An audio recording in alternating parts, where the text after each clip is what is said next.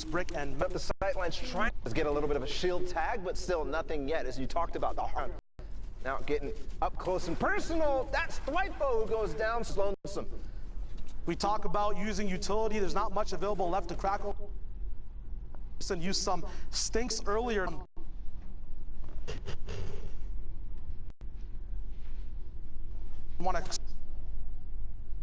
Makes it very easy to pressure. No one's on ultimate low at the moment. Can Bluff call that bluff and go all the way down? Jen comes down to Bluff. He might get the Cypher for that as well. Give him a nice, easy picking on Anthony and Riverson, as well as they might be able to take height now. A 1v1 coming in, but Riverson representing NA East now, popping off and getting that elimination. Switching coasts, and I think that was a perfect, opportunity to talk about their chemistry there in the last moments. That timing by Anthony and Riverson to come down right on top of all the duos, right as they all felt within each other, all of them trading shots together, and then they just come in and clean up. That's all they needed to do. Absolutely, just stick on the same page, not one person building and one person shooting, 2 shots coming in, and a nice 1-for-2 trade there, or 2-for-1 trade, netting them the win. We now have Zofer chilling on, once again, a Polar Peak lair. Looks like every region is now having their own respective biome to play in. We saw EU with a lot of guys in Northeast games. We'll see if the filter, the great filter, can be overcome this time, as Thick Boy Uravs and 99 Zofer see if they can hold off on this pressure. The wall replaces, you're never sure how much ping your enemy has, how much you have. Ooh. A big trap placement coming in, B-Man going down, no secret there, as the whole server now knows the mistakes they've made on that push. That was a crazy prediction there by Zofer to realize, hey, he's pressuring my roof, he maybe got a roof or 2 or whatever, but then realizing he's going to drop down on my wall next, I'm going to go ahead and preemptively place this trap, and he fell right into it. The grind that these players do, Atlantis to Duo Arena to these big pro scrims, you'll be facing so many people and identifying so many patterns that sometimes it's just second nature to predict things that just work out for you all the time as well. Sheep and Family now on the top of Polar Peak.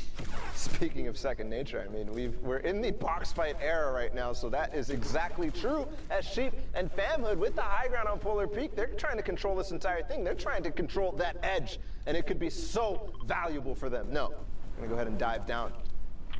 At the moment, not Panda, not in his natural climate. Gonna get frosted over by Sheep, who's gonna survive with that big wool fur all over his body. These misfits up top gonna make sure they're gonna do a little bit of mischievous things to the rest of the server as well. 4D, Raz, and Vorpal though, sneaky right below. Not sure if Famwood and Sheep know where they are.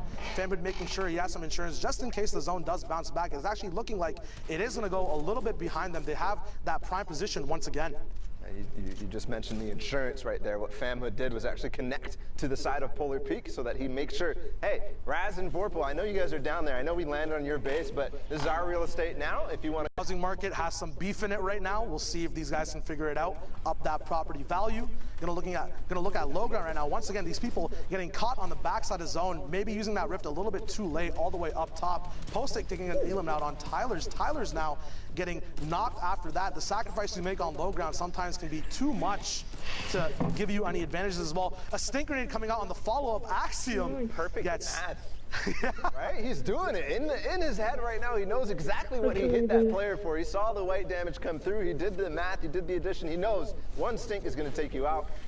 Perfect recognition here. They took out Painful's teammate a second ago, but no, I thought he was going to go ahead right through the back of that. It's going off the side of Polar right now, and we know who's up on top. It's still Famhood and Sheep continuing to hold that real estate. The big thing about this Polar mountain, especially when you're playing on the side of it, is it always gives you natural ground to connect to on the mid-ground tarp layer. So that's going to be very important for all these teams who are going to be looking for shots above and below. Trying to shoot up from mid-ground is always a big risk because you can't get knocked down from below you, but now that can be opened up. So Sheep is being very meticulous about where he looks at, focusing a lot of his attention on the low ground layers because he knows that this position might be a little bit more vulnerable than usual. Big shots coming out on him, but he has a lot of shields and a rift as well, just in case things do hit the fan.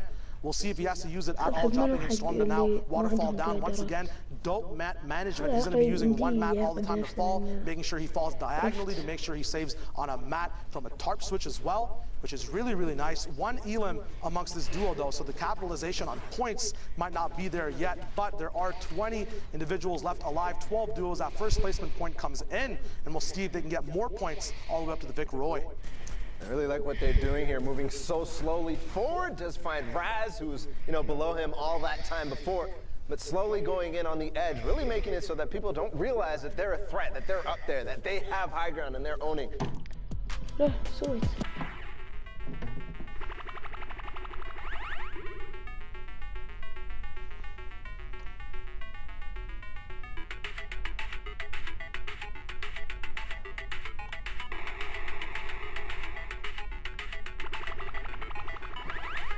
أنا سويت ما أدري.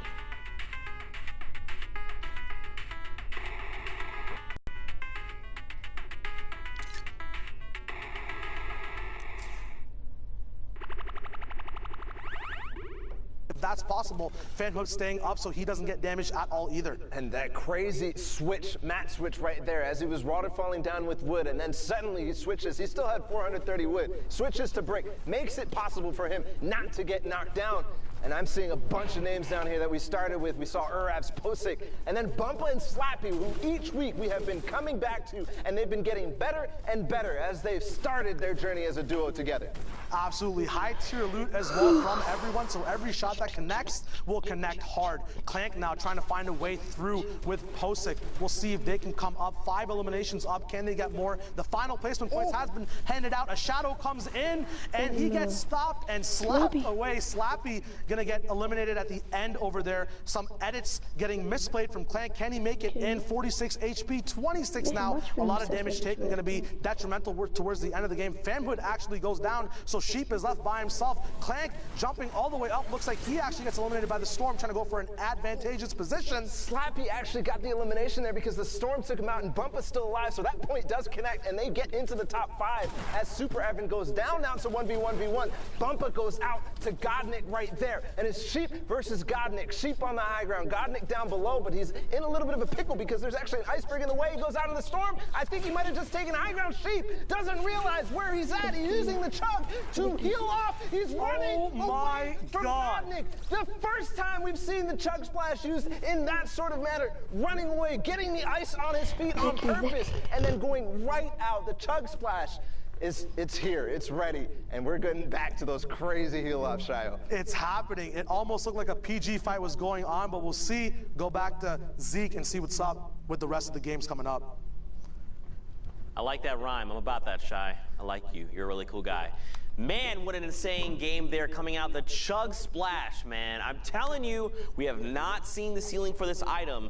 And people are going to continue using it to do some really fun and crazy things like that, but great for the player to identify, you know what, I can just live. I'm just going to keep just splashing the ground. I'm good. Well, it's a great, because it's a change, right? I talked about it a little bit earlier. This fundamentally shifts kind of how those full storm closure and those heal-offs play, because usually you have to account for it. There's no insta HP. It's either a HP over time via the slope of the campfire, or you have to commit to either like proccing it off, whether it's the bandage, the med kit, or sitting there and popping a shield. You can exchange those out. So now a siphon might not be enough. And I mean, those end games, things are getting weird. Things are getting weird. Speaking of weird, I don't know, I didn't make a great transition. We're hanging out with Sundown. These plays were sick. They were weird. Say, yeah. Get right up.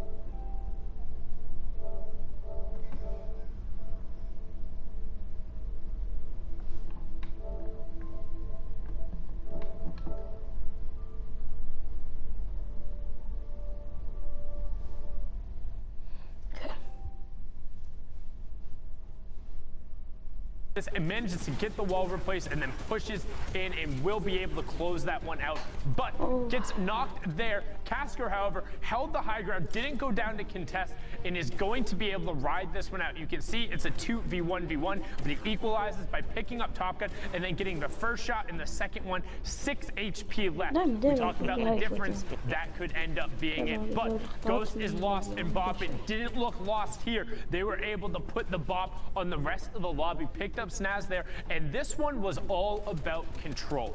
They're running the high ground from the entire time. They made sure they identified the threats by them, and then they picked good targets on the edge of the storm. And you can see Ghost following up right away. Virtue trying to make a move, but it wasn't enough. And Boffin is going to be able to just follow it up, and you can see them being relentless. And then Ghost, this is great. They tarp out the whole level. They know he's there. And Ghost is like, we're not going to lose. I'm 100 for 100. I'm going to go down.